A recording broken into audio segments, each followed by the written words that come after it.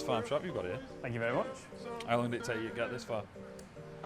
This farm shop, so we put it up in 2017 on the 1st of July, so it's 5.5 years old now, which is mad.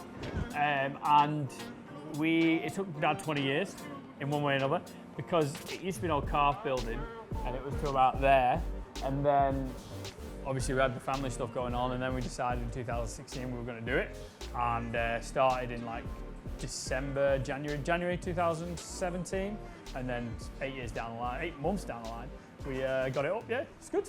Oh, that's good. Yeah, it's really good.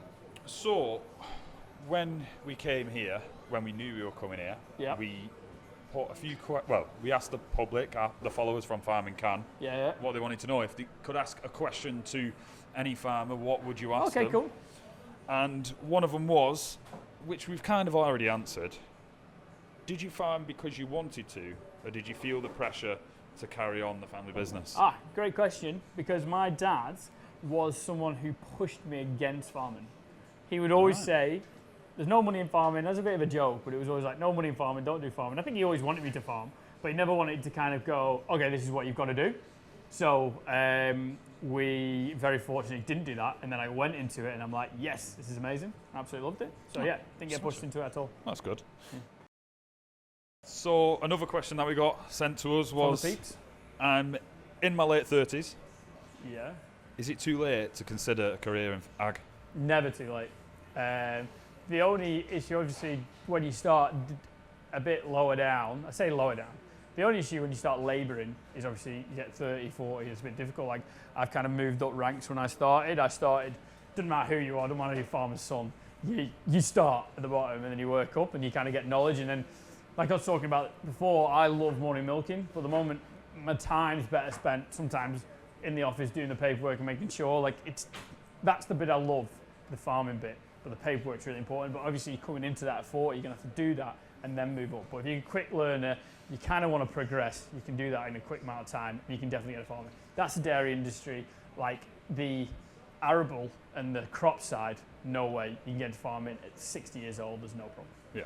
Oh, good. That's my opinion. Someone could probably say that I'm wrong there. Yeah. It's just, it is hard work.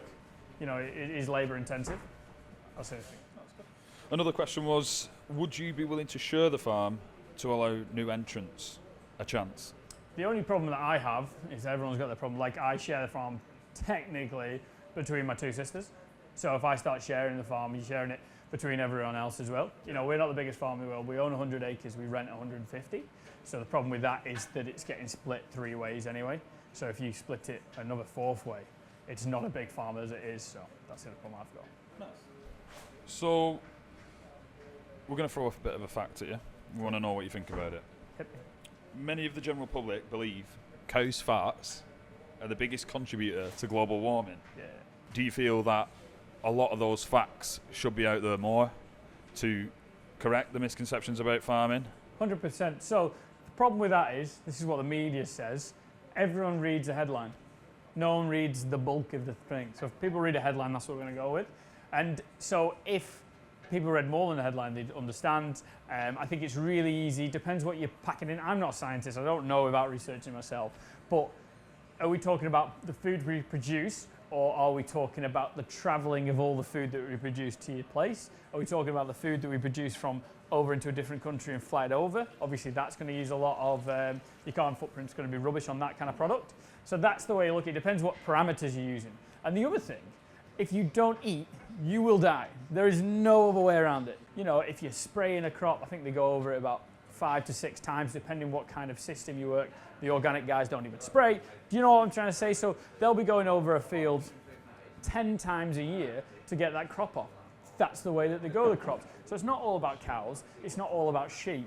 You know, it's in the whole thing, and I think that's really important. It's the amount of diesel you burn. Like, these massive tractors will burn more diesel and burn a lot of diesel, but they have to, because they have to farm more acres and make more food for people to eat. I will always feel something.